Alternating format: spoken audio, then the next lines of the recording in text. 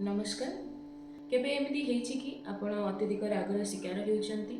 किंबा यहाँ पई घरे असंतुष्टि होउछि कि आसनु जानिबा एहर कारण कोन जेमिति हमकु हस लागुछि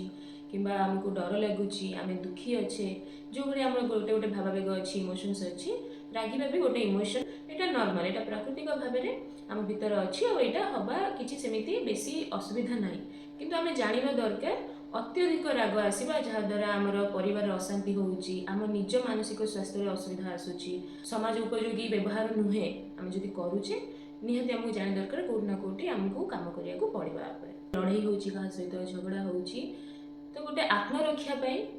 जेमिति आमे रागिले आमे निजे को बलशाली भाबिथौ कि पावरफुल भाबिथौ आ सेटा जेहेतु आम सामने गोटे थ्रेटन आसिले